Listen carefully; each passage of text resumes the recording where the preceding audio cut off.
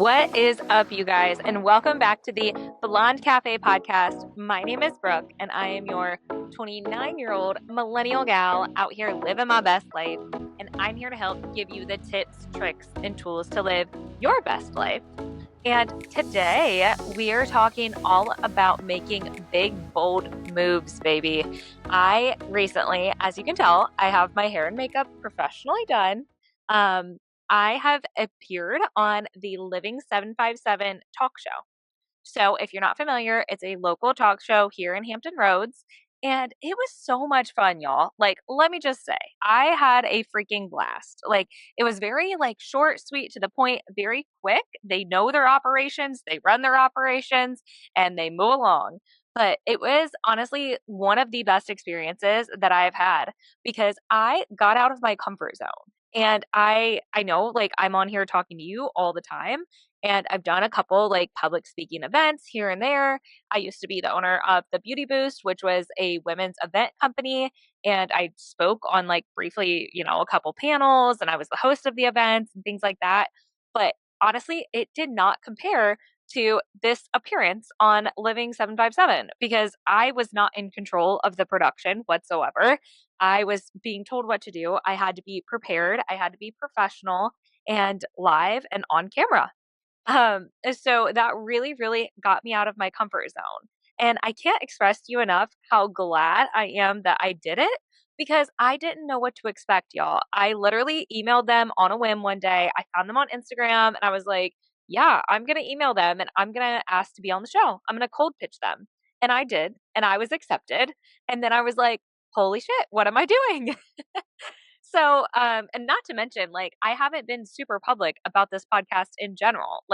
In my regular life, I still have 9 to 5, and my friends and family that are close to me know about it, but I haven't been super forthgoing about it in the community just because, I'm still building, I'm still figuring it out. But this was honestly me putting rubber meets the putting pedal to the metal where the rubber meets the road. I try to combine three of those phrases. I don't know. But this was me actually owning up to my statements of saying live bold and do things that scare you. And I practiced last night. My husband will tell you I practiced probably dozens of times. I think I talked his ear off about it. I practiced to my hair and makeup dresser this morning. Shout out to Gabby. If you haven't heard the podcast episode with her, we just recorded last week. So go check her out. She gives you tried and true, really quick makeup tips. She also talks about her journey as an entrepreneur, and she is just so much fun. And she brings so much good, positive energy. I freaking love it. But yeah, so I practiced to her this morning, and I literally I came up with stuff. I used ChatGPT to help me, craft my perfect pitch. I had the general nuts and bolts, but it really helped me fine tune it. And I was able to do it. I was sweating. I was nervous. It was extra hot in the studio, so I was extra sweaty. But I performed. I did well, I think. Stay tuned. We'll see. The episode is not live yet. Um, but it was something that I am so damn proud of. I didn't know what the outcome was. I still don't know what the outcome is, but I hope it's great and I can't wait to share it with you guys. And so that's the whole point of this episode is I wanted to record it in real time since I just got back. I wanted to still keep that energy and keep that vibrance and that excitement to tell you that you can do hard things. You can do shit that scares you that you don't know the outcome. You can do things that you are not in control of, AKA if you ask for a promotion at work, for instance. You don't know the outcome. You're just putting your best foot forward. You're preparing as much as you can, but you can't control or not whether you get that raise unless, you're the company owner. Then you probably can control it. But otherwise, it goes the same thing for asking a person out on a date. You don't know what they're going to say. You're not in control of their answer, but you hope they're going to say yes. Or if you go out on that date, even though you're so freaking nervous, you still, you have to do it. You have to get over that hump. And 9 times out of 10, it probably won't be as bad as you thought it was going to be. This, honestly, even when I was sitting there in the chair waiting, I had my little visitor badge on, I was still sweating my butt off and I was still nervous. But I was like, okay, I'm here. Worst case scenario, I sneeze or I don't know, whatever on camera. I don't come up with words to say, but I knew that, the host would have me if I was blanking on something, or they could cut it out, possibly, hopefully. I don't know. But luckily, I didn't blank on any words, and I never knew if I didn't try. That was the entire point, was like, this could be a total bomb, or this could be something amazing, and I'm not even going to know if I don't figure it out, if I don't try. So that's what I'm saying to you. You never know what the outcome is if you ask for that promotion, if you ask for that raise, or if you ask that person out on a date, or hell, even if you move to a new city. If you're like tired of your surroundings and you're just ready to go, you never know what that outcome might be. You might find the love of your life. You might find a new best friend. You might absolutely hate it and realize how much appreciated where you were at and want to go back. Or, it might just be the best thing that you've ever done. And you never know unless you try. You can do big, bold moves. And the reason and the how behind this is take 3 steps. Okay. So decide what that big, bold move is. Chances are, if you're listening this far into the episode, you probably already have it in your head of what you want to achieve, right? Okay. Take that big, bold move. Think about like why you've told yourself why you can't do it. Is it because you're too nervous? Is it because you don't feel like you're qualified? Is it because, you don't feel like you deserve it? Maybe that's like a deep down subconscious thing that you are holding yourself back and making up all the excuses, but secretly you know that your excuses are like they can go out the window. You can solve them immediately. Um, Maybe that's you. And so, challenge, you first identify what you want to go after. Number 2, you decide and identify what is holding you back and decide if that's actually holding you back or if you're just making it up. And if you don't know, ask ChatGPT. Honestly, like I'm not plugging over here. I don't have any affiliation. Ask whatever your AI favorite tool is, or maybe someone that cares about you, that believes in you. And I'm not talking about your negative friend that is always kind of like Eeyore on Winnie the Pooh, but I'm talking about that person that like might be slightly delulu half the time when they're like, hell yeah, you can do it. You can move to Hawaii. You can jump your 9 to 5 and do something else. You can start that dream, business on the side, whatever you want to do. You can start that family. Talk to that person if you don't believe it in yourself, and they will tell you that you can do it. The chances are that if it's out there for other people, it can happen for you. You're just too scared to make the jump. Okay. So that's number 2. Identify what's holding you back and if it's actually holding you back, or ask other people for reference, or ask AI. You can do it. Number 3 is write down the tangible steps that you need to do to achieve that goal. So, for instance, if it's asking for a promotion or a raise at work, write down all of the reasons why you believe you deserve this raise. Everything, just brain dump, and then we'll sort them out later. But when you brain dump, you get all of those ideas out and you actually like start to formulate a plan. So if that's something like, you excelled on this awesome project and you got a really good kudos from your client or your boss or your coworkers, and they really, really loved whatever you did. Or maybe you can quantify it and say, okay, I achieved X number of sales, or the marketing project that I did achieved X number of sales, or led the sales team to have more collateral so they can make more sales in the future. It doesn't necessarily have to be like quantifiable like that. It's better if so, because then they can have like those numbers in their head of like, okay, this is worth X amount, or this is actually how much money they brought into the company. But if you can't quantify it, don't discount yourself on that. If you can't quantify it, just figure out a way that you can explain it to where you can say, yes, I created this PowerPoint. This PowerPoint for the salespeople doesn't directly make money, but it allows the salespeople to make those sales calls a little bit easier and make money after that. So it can be like a third step down the road, especially if you're in a job like marketing where it's not always like tangible results like that. Same thing, like maybe you took on another responsibility outside of your role. And that could be literally like a year ago. That could be 6 months ago. That could be last week. Even as you're doing these things, it's say you don't have anything to go off of right now, but you're like, I need money. I want this promotion. Like I want to stop living paycheck to paycheck, whatever that looks like to you.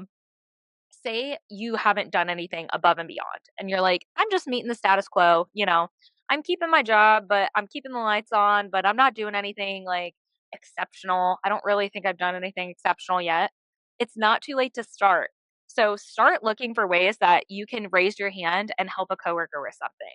Start looking for ways where you went above and beyond to, make that PowerPoint fine tuned like they want it. Or even if you wanted to rebrand something or organize something, like whatever you have in your direct ability to influence, start doing that. So then you can start writing them down as you do it. You can literally make like a 10-page long checklist if you want, but start writing them down so then you can collect those little nuggets along the way to where when you go to present your raise, you are saying, hey, this is what I've done so far. This is how I've gone above and beyond. And this is what I would like as compensation for it.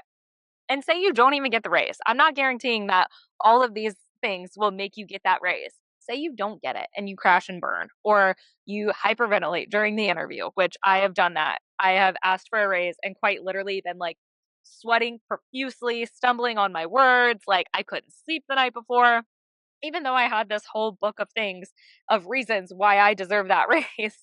I was freaking out. If that's you, that's all right. And if you don't get the raise, that's okay too. You just got to figure out if that job is still aligned. It might still be keeping the lights on, but is it something that actually fulfills you? Or do you dread waking up every day and going to work? Do you dread the people that you work with? Maybe the people that you report to? Is it worth it? Chances are probably not. Because at the end of your life, if you were to look back tomorrow and say, wow, I should have left that a lot earlier than I did, because your time and your energy are so valuable.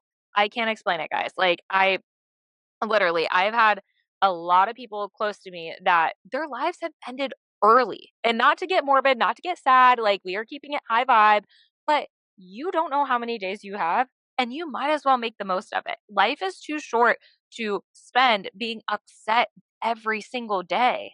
And yes, people have different seasons. Your job isn't always going to be sunshine and rainbows every single day. This podcast for me isn't sunshine and rainbows every single day, even though I absolutely love it.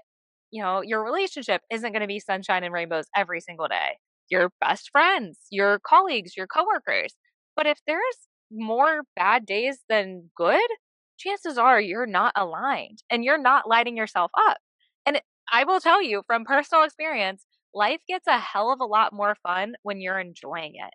And I know it's easier said than done. I know everybody doesn't have the access to certain resources. I know, finances can be really tight and you might have car repairs and maybe you are taking the bus to work because your car doesn't even work and you're trying to save up for that repair. If you just take a look at what you can adjust, and sometimes you are quite literally like spending every penny on bills and food and gas for your car if it does work.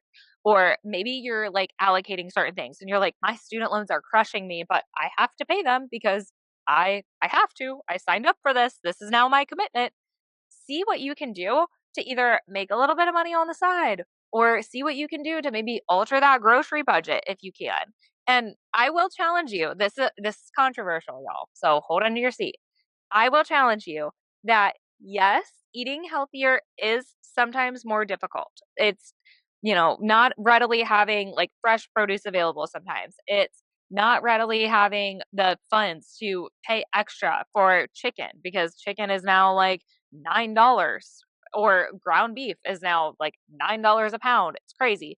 But I understand that finances can be tough, but I will also challenge you that the more that you fuel yourself with a little bit better options, if you save up the money to, buy chicken instead of ramen noodles, or if you save up the money to buy ground turkey instead of ground beef, you can make those little swaps to where you're not feeling crummy eating ramen noodles and Doritos all the time just because it's cheaper than buying vegetables. Because those vegetables, they will fill you up more than those Doritos. They will give you more energy and more and less brain fog to where maybe you're figuring out like different recipes, or maybe you're figuring out how to make a little bit of extra money on the side, or ways that you can clip coupons or alter your grocery list so that you are buying the things on sale instead of having to default to tuna packets all the time. Because believe you, I've been that girl that was literally buying $1.25 tuna packets every single week at the grocery store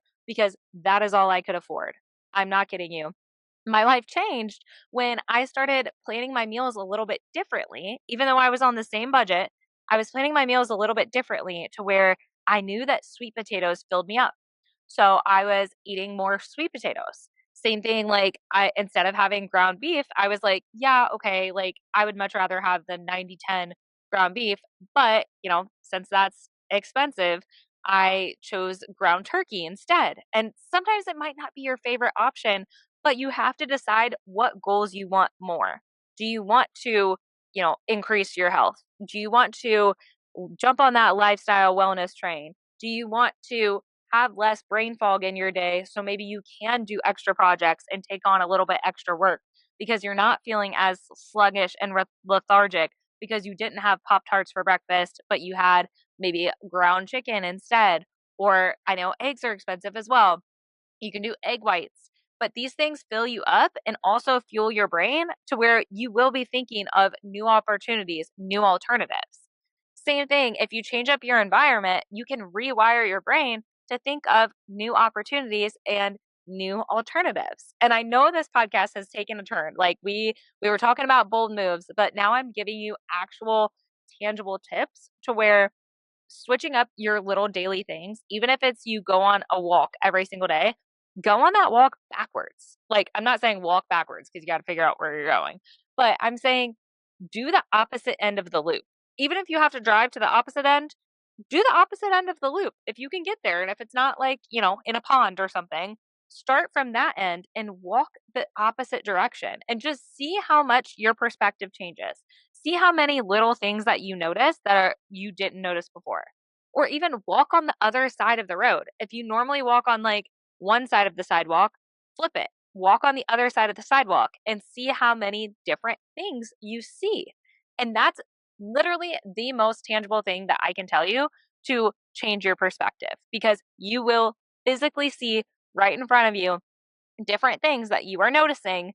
And that's a metaphor for if you change your habits, you can change your life. If you change your daily routines and daily actions, you can change your life. It doesn't have to be the same old every single time. Try a different TV show, try a different genre of music, try a different, you stick to the same genre, but try a different artist. Something, or try a remix of a song. If you have a favorite song that you listen to on repeat, try the remix. It's uncomfortable and it's getting out of your norm, and it's saying that you are open for change. You have to present that you are open for change for that change to happen. And that's exactly what I did today. I have restructured my morning routine, which I'm super stoked about because beforehand I had so many ideas in my head, which are really, really great, but I didn't have a structure to it. So now that I have a structure to it, I'm super pumped and I wake up every day with a purpose and a goal in mind of what I'm going to achieve that day. And it has made the world of a difference. And then, same thing, I found this local TV show and I decided to email them on the whim, not even knowing if they would reply. But I was like, all right, I'm going to chance it. I'm going to try. And they accepted me. And so I have done this really scary thing. I was sweating in the moment. I was nervous in the moment, but I freaking rocked it. And it could have gone terrible, whatever, but I would have picked myself back up. Life would have went on. Nobody would have came running in and dragged me out of there. They might have said, okay, cut the segment, but it would have been okay. Either way, it would have been fine if I would have bombed it and moved on. Life still goes on. The world still turns around you, even if you mess up, even if you don't achieve something that you wanted. So you might as well go for gold, go for bold, baby. Maybe that's our new tagline. Go for bold and make those hard choices because you will thank yourself later. What's the alternative? The alternative is staying stuck and not being happy, not being fulfilled, and dreading every single day. And who wants to do that? And honestly, I don't wake up with this like rainbow above my head and I'm just like so excited to start the day.